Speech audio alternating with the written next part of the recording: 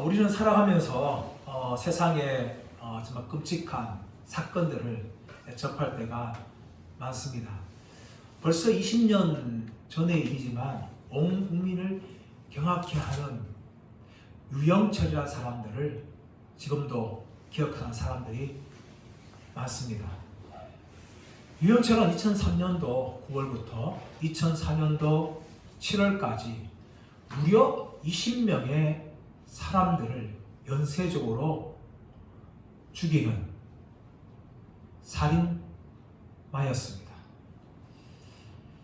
이 유영철이 이런 범죄를 저지르기 이전에도 이미 절도와 폭력과 강간 등 14범이었습니다. 전과 14범인 유영철이 20명을 연쇄적으로 살인하였습니다. 그래서 우리나라의 범죄 역사에 이 사이코패스 살인 사건은 유영철 전과 유영철 후로 그렇게 나뉠 만큼 끔찍한 살인마였습니다. 2006년도 5월에 사형 선고를 받았지만 아직까지 교도소에서 살고 있다고 합니다.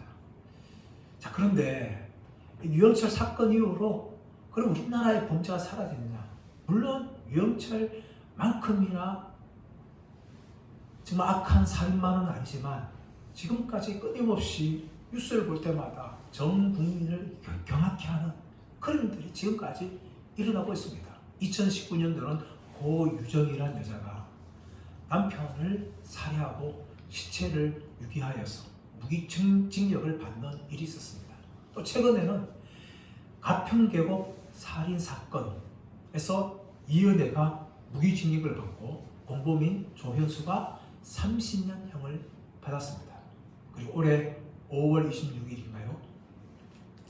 정유정이라는 20대가 같은 또래의 20대 과외교사를 유인하여서 살인하였고 시체를 토막 내서 훼손하는 그런 끔찍한 일이 발생했습니다.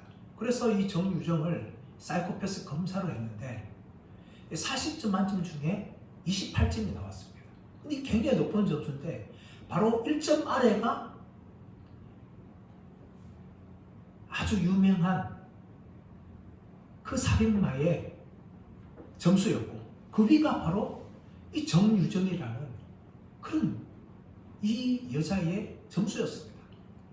이런 끔찍한 일들이 우리 뉴스를 볼 때마다 정말 온 국민들을 가슴을 철렁케 하는 그런 일들이 지금도 일어나고 있고 그러나 우리나라뿐만 아니라 전 세계적으로도 이런 끔찍한 일들이 계속해서 일어나고 있습니다. 우리가 성경을 읽고 있지만 성경은 하나님에 대해서 말씀하고 있는 책이에요. 그러나 동시에 인간이 얼마나 악한 존재인지 하나님의 은혜로 구원받지 않으면 어떤 소망도 없는 존재인지에 대해서 그렇게 고발하고 있습니다. 성경은 다른 종교의 경전과 달리 인간의 모든 죄악들을 이 성경 안에 다 기록하고 있고 여과없이 우리 인간들이 얼마나 악하고 소망이 없는 존재라는 것을 우리에게 알려주고 있습니다. 오늘 본문의 말씀도 그러합니다. 우리는 본문을 통하여서 인간이 얼마나 악한 존재인지를 또 한 번 우리는 발견하게 되어집니다. 1절 말씀 보십시오. 1절 말씀 보시면 이스라엘의 왕이 없을 때에 에브라임 산지 구석에 거류하는 어떤 레위 사람이 유다 베들레헴에서 첩을 맞이하였더니 1절 어떻게 시작하고 있습니까? 이스라엘의 왕이 없을 그때에 우리는 이미 지난주에 18장 1절을 통하여서 그때에 이스라엘이 왕이 없을 때에 라는 말씀을 살펴보았어요. 또 오늘 본문도 순서만 바꿨지 똑같은 내용이에요. 여러분 이스라엘 왕이 없을 그때에 이 사사기 주제가 아닙니까? 이 사사기 17장 6절과 21장 25절에 말하고 있는 그때에 이스라엘의 왕이 없으므로 사람들이 자기 소견에 옳은 대로 행하였더라. 그것을 계속해서 이 사사기 기자는 우리에게 말하고 있는 것입니다. 이스라엘이 왕이 없다는 것은 단지 다윗과 솔몬 같은 그런 왕이 없다는 것이 아닙니다. 이스라엘이 왕이 없다는 것은 바로 여호와 하나님께서 이스라엘의 왕으로 인정받지 못하고 있던 그런 시대라는 것을 말합니다. 그것이 바로 이 사사 시대였어요. 영적으로 너무나 이스라엘 역사상 가장 암흑기 시대가 바로 이 사사 시대였습니다. 근데 여러분, 이렇게 영적인 암흑기라도 결코 타락해서는 안 되는 사람들이 타락하지 않았다면 그나마 소망이 있을 것입니다.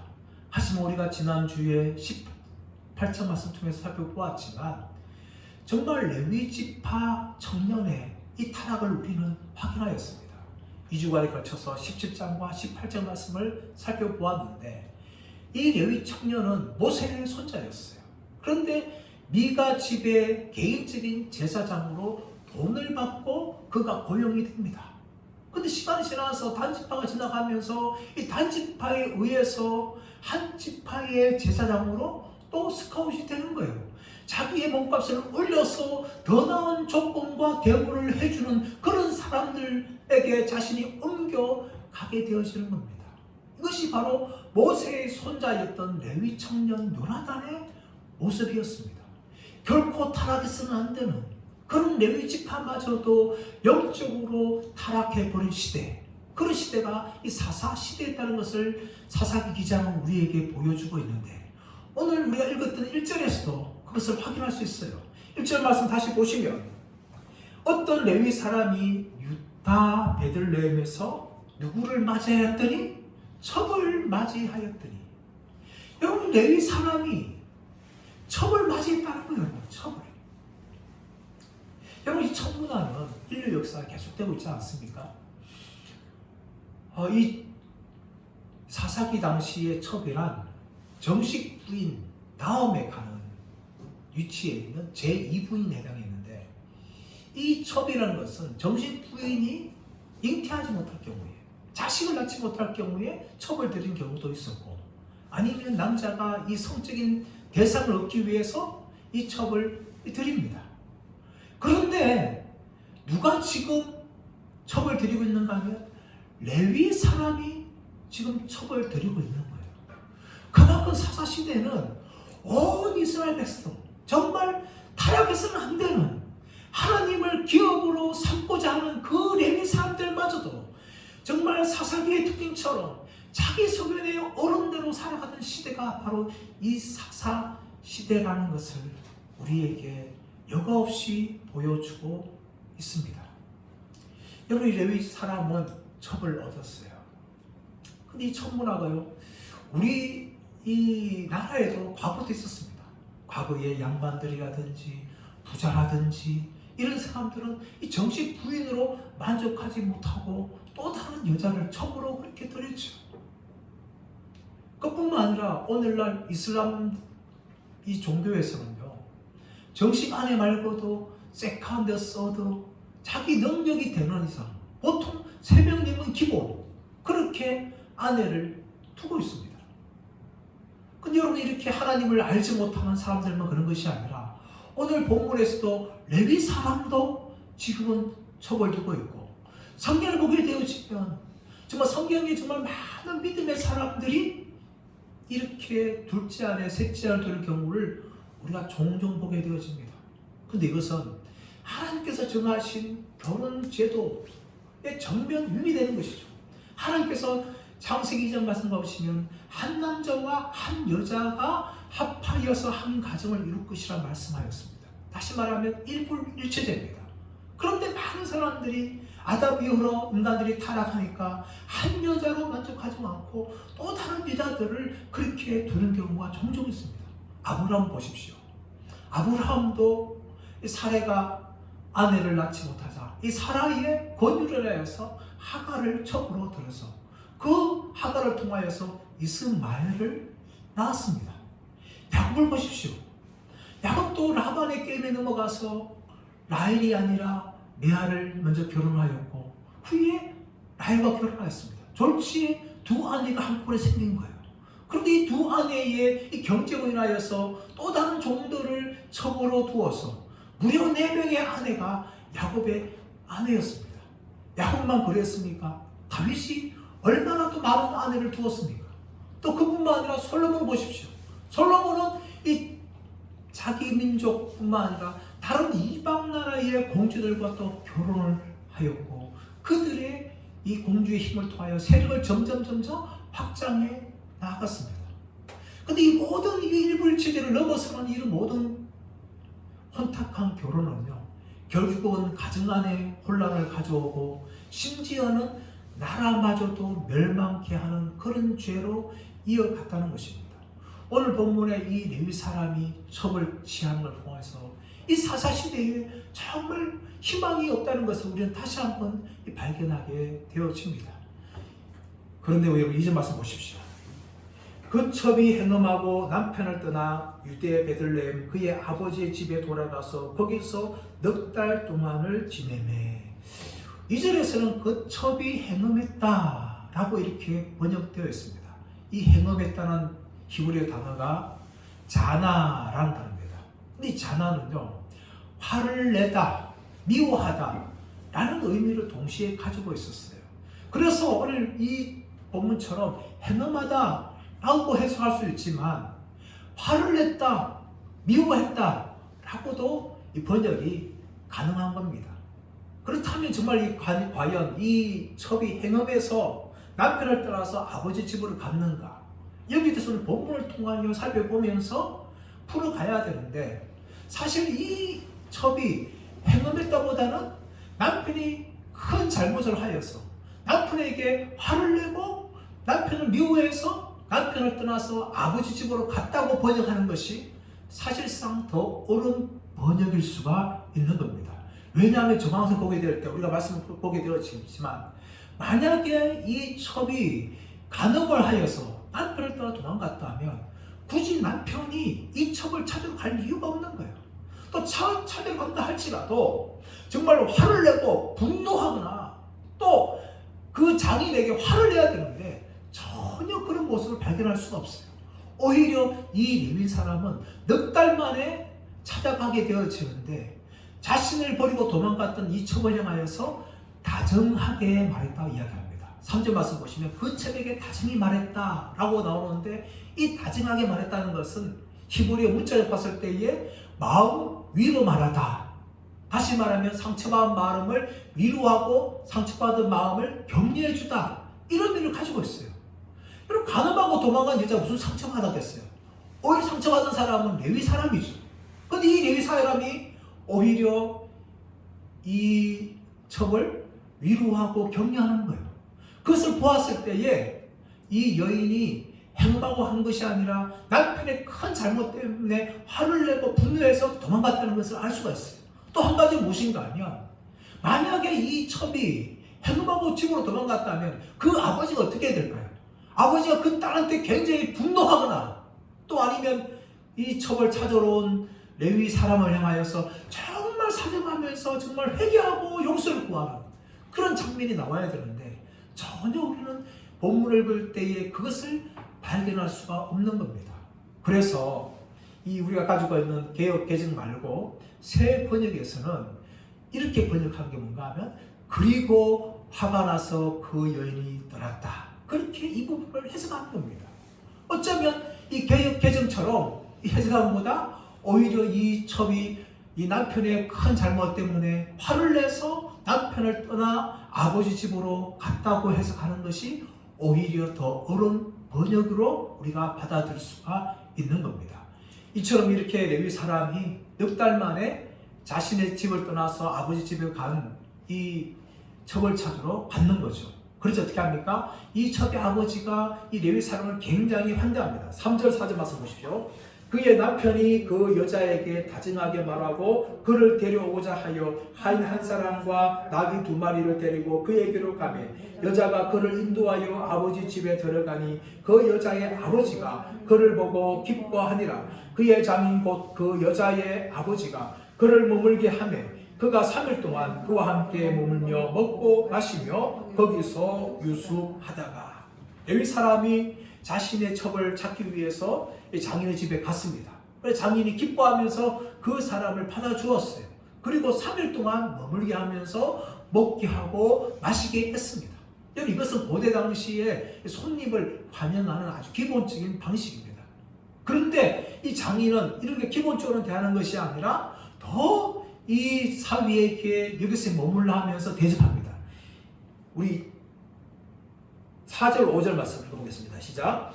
그의 장인 5절 6절 시작. 넷째 날 아침에 일찍 일어나 떠나고자 하매 그 여자의 아버지가 그의 사위에게 이르되 떡을 조금 먹고 그대의 기름을 돋은 후에 그대의 길을 가라 하니라. 두 사람이 앉아서 함께 먹고 마시매 그 여자의 아버지가 그 사람에게 이르되 청하노니 이 밤을 여기서 유숙하여 그대의 마음을 즐겁게 하라. 그래서 7절 말씀 보니까 그 사람이 다시 유숙을 하게 되어집니다. 이렇게 이 장인은 하루 더 머물게 합니다. 그러고 난 다음에 5일째에도 이 장인이 머물라고 사위를 권면합니다. 왜 이렇게 장인이 극진하게 대우할까요? 여기에 대해서 아마 여러 가지 이유가 있을 것인데, 하나는 무엇인가 하면 이 딸에게 제발 너 속쓰리지 말고 남편을 잘 구실 좀 해달라, 그런 부탁일 겁니다.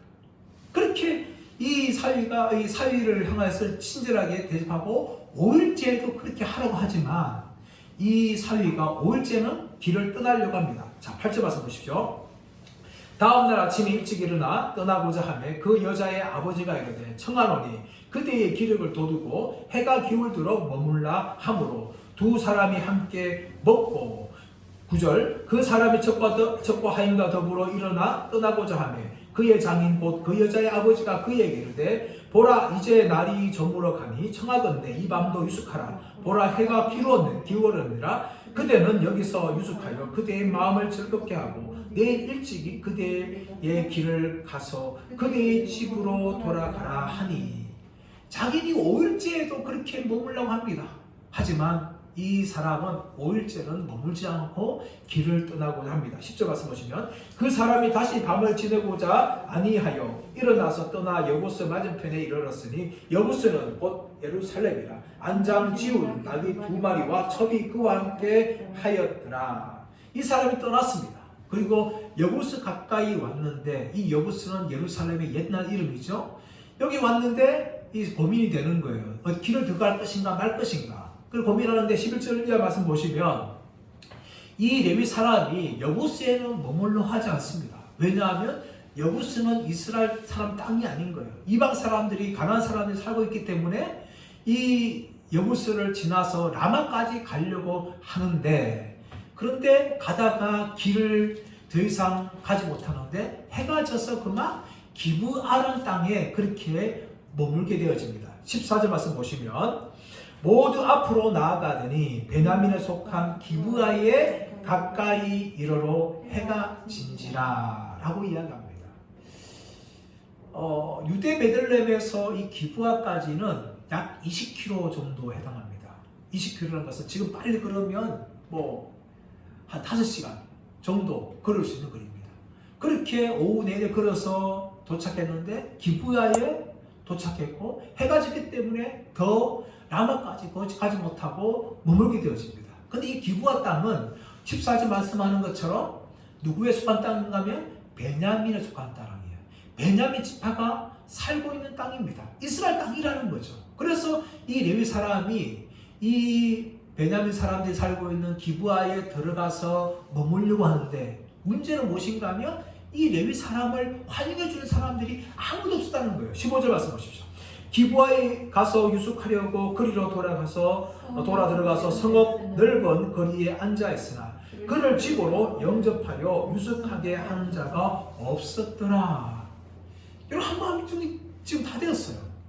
그런데 이 레위 사람 이런들을 자기 집으로 들이는 사람이 아무도 없는 거예요. 이 낭패 아닙니까?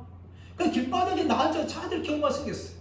그러나 다행히도 한 노인이 이 레위 사람 일행을 발견하고 자기 집으로 돌아오라고 초청하게 되어지는데, 이 노인에서 16절 소개하고 있습니다. 16절 말씀 보시면 저녁 때에 한 노인이 밭에서 일하다가 돌아오니 그 사람은 본래 에브라임 산지 사람으로서 기브아에 거류하는 자요 그곳 사람들은 베냐민 자손이었더라.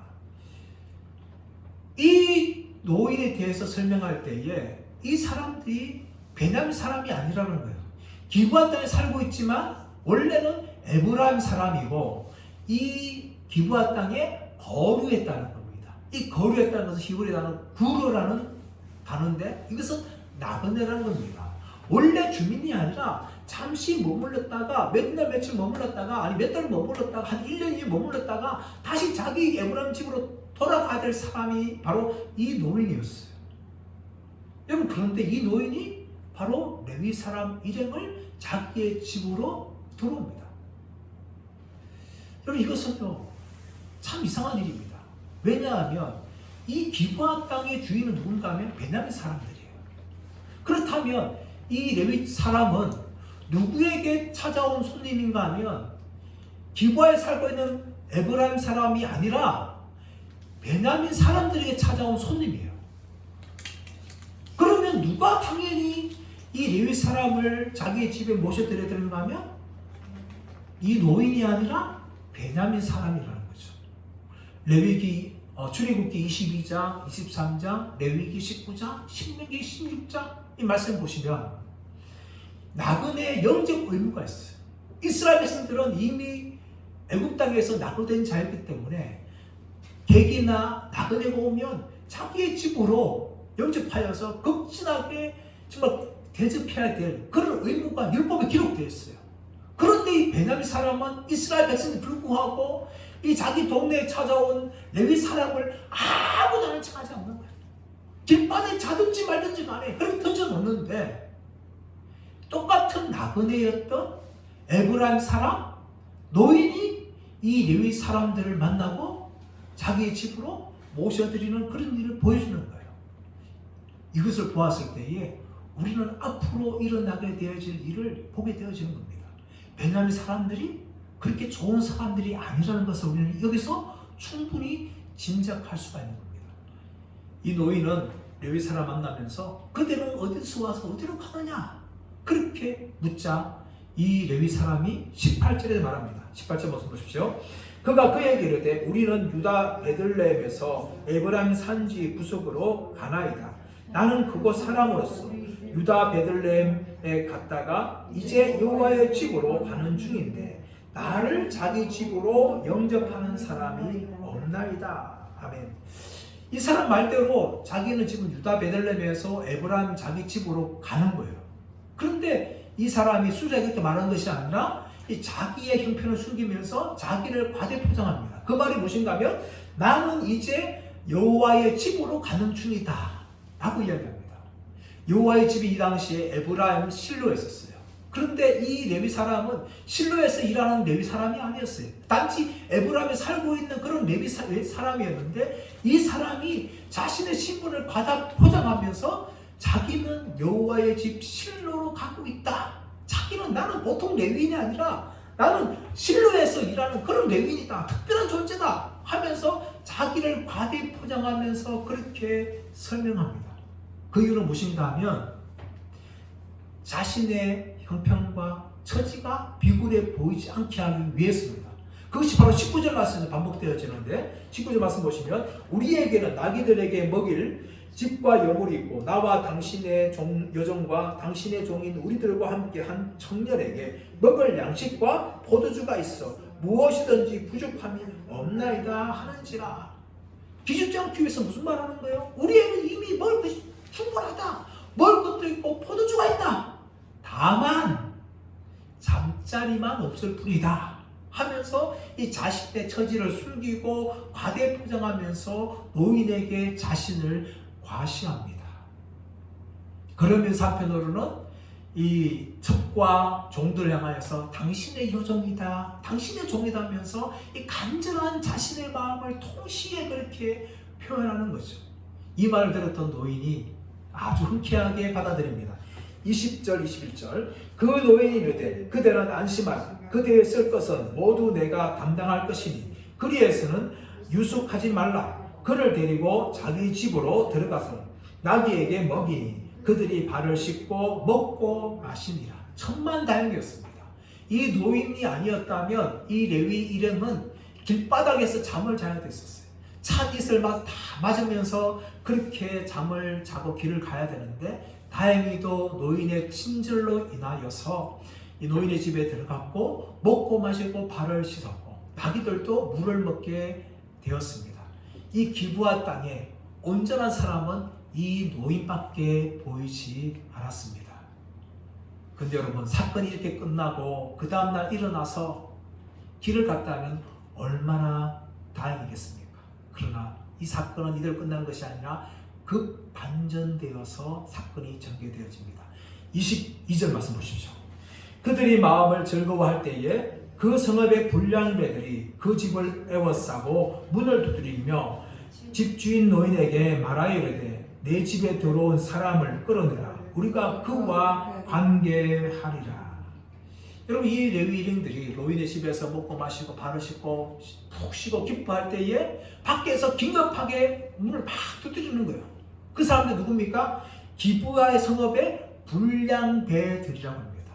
이 불량배들을 히브리어 의미는 블리야알의 아들이란 말인데, 이 블리야알이란 말은 블리라는 없다, 야알 이익을 보다 라는 의미예요. 그러니까 전혀 이익이 없는 사람들이 바로 이 불량배의 의미예요.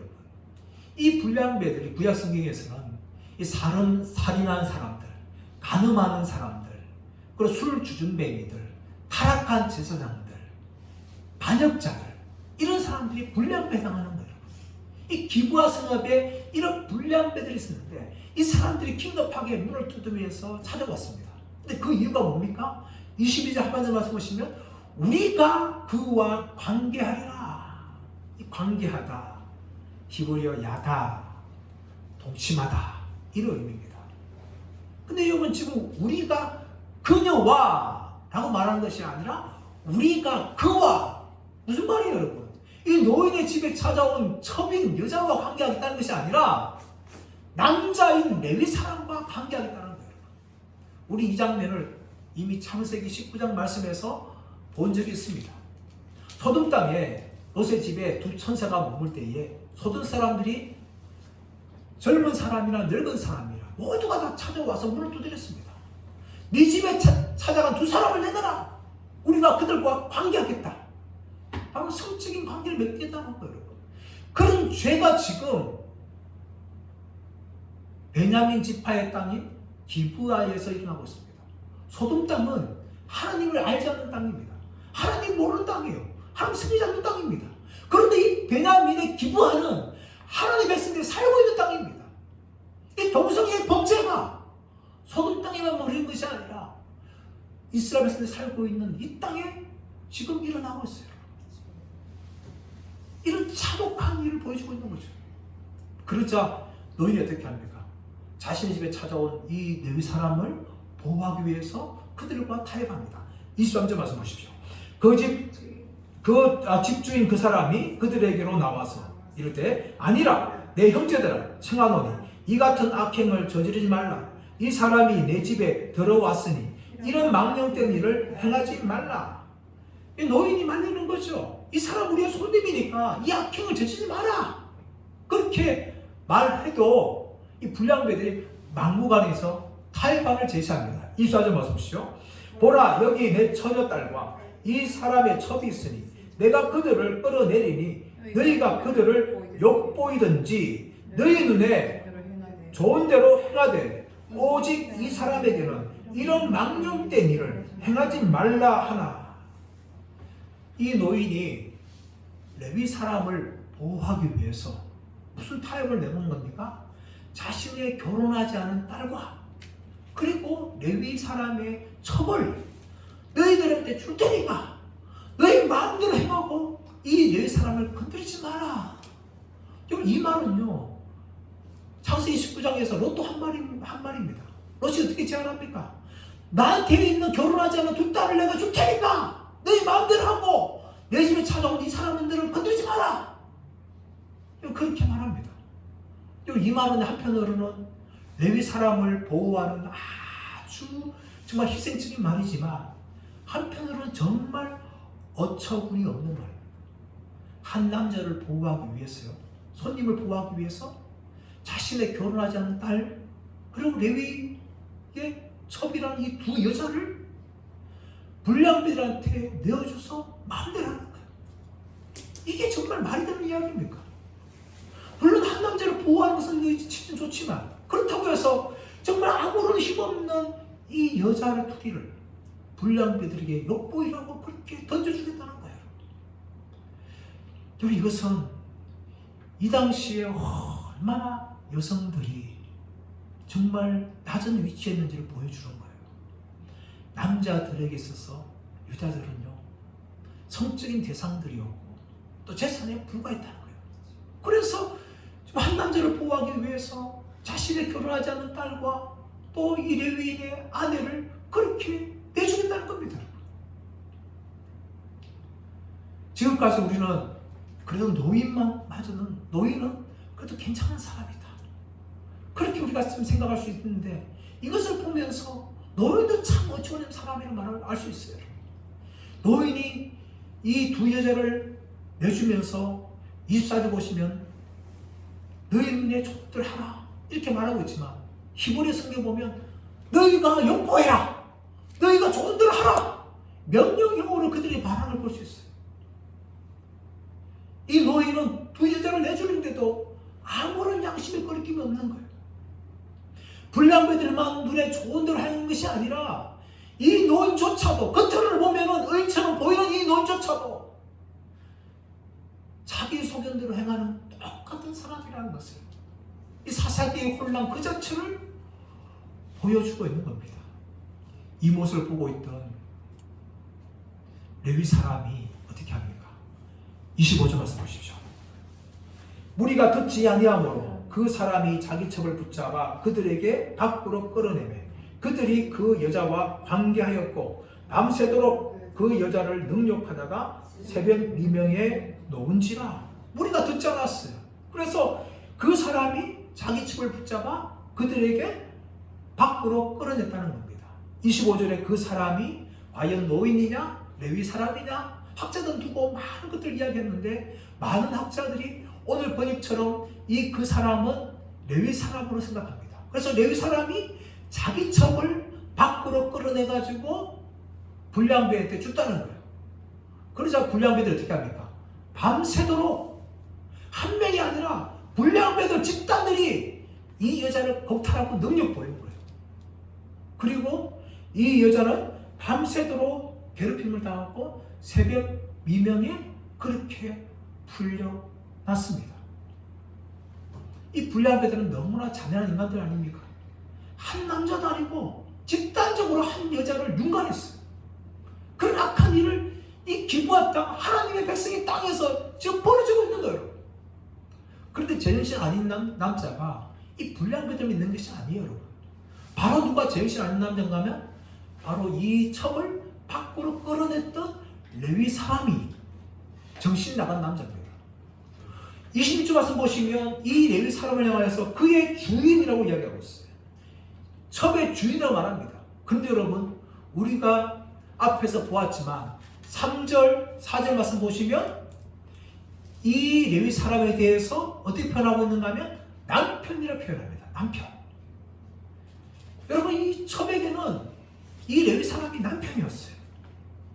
그런데 이 남편이었던 이 남자가 자신을 보호하기 위해서 자신의 아내였던 이 첩을 끌어내가지고 그렇게 불량배에게 던졌습니다. 한때는 남편이었지만 자신의 몸을 보호하기 위해서는 이 여자에게는 주인이었어요. 종처럼 대우했어요. 그리고 강제적으로 그렇게 불량배들한테 던졌습니다. 일로 인하여서 첩은 버림받았습니다.